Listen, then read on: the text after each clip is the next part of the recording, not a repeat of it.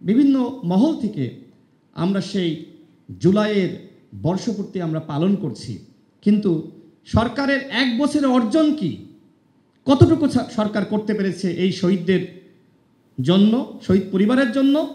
আজকেও আমরা দেখলাম শহীদ আবু সাঈদের পিতা আক্ষেপ করছেন সরকারের পক্ষ থেকে তাদের পাশে দাঁড়ানো হয়নি।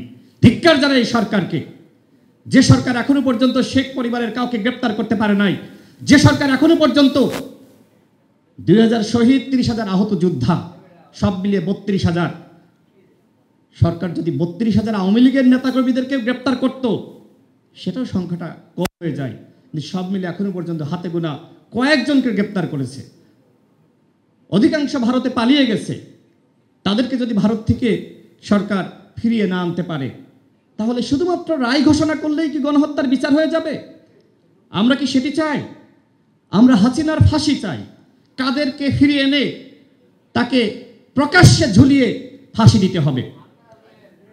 ছাত্র জনতাকে কিভাবে কাদের নির্দেশনায় ছাত্রলীগ, পান্ডালীগ কিভাবে হত্যা করেছে, কিভাবে ছোট্ট শিশু তাদেরকে কিভাবে গুলি করে হত্যা করেছে আমরা দেখি নাই?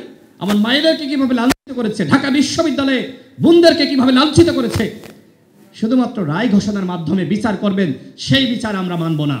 এখনো পর্যন্ত সরকারের পক্ষ থেকে স্পষ্ট করা হচ্ছে না যে আওয়ামী লীগের ভবিষ্যৎ কি। আমাদের স্পষ্ট দাবি, বাংলার মাটিতে আওয়ামী লীগ আর রাজনীতি করতে পারবে না। বাংলার মাটিতে এই নামে আর কোনো দল থাকতে পারবে না। এইটাই হইতে হবে জুলাই ঘোষণাপত্রের অন্তর্ভুক্তি। জুলাই ঘোষণাপত্র আমরাও চাই, কিন্তু প্রকৃত ইতিহাস। বান্ডেল থাকলে প্রতি সেনমানিতে টাকা বাঁচবে। বিকাশ সেনমানি বান্ডেল কিনে জিতুন প্রতি লেনদেনে। আমরা প্রত্যেকে চাই সংস্কার, গণহত্যার বিচার এবং অবাধ, সুষ্ঠু, নিরপেক্ষ নির্বাচন। 14, 18, 24 মার্কা নির্বাচন চাই না। হাসিনাও তো নির্বাচন করেছে, কিন্তু বাংলাদেশে সুষ্ঠু নির্বাচনের পথ না থাকার কারণে আজকে বাংলাদেশ ধ্বংস হয়ে গেছে। সেই ধ্বংসের হাত থেকে বাংলাদেশকে যদি আমরা উদ্ধার করতে চাই, আমাদের ভিতরে দরকার একতা।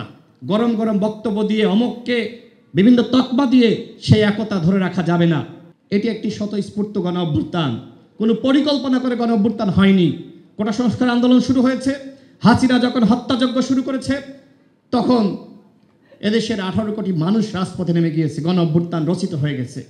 সুতরাং এখন যদি 10 মাস পরে এসে, 11 মাস পরে এসে বলেন যে এই আন্দোলনের মাস্টার মাইন্ড অমুক, আমরা পরিকল্পনা করে আন্দোলন করেছি, এই কথাবার্তাগুলো বললেন না।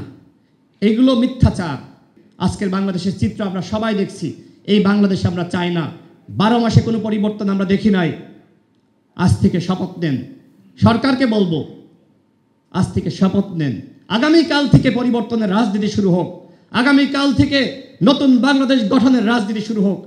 সেই বন্দোবস্ত তৈরিতে গণ অধিকার পরিষদ আপনাদের সাথে আছে, এবং আসুন আমরা সবাই একসাথে থাকি। তাহলেই আমরা হাসিনা মুক্ত, ভারতের আধিপত্যবাদ মুক্ত বাংলাদেশ গঠন করতে পারবো।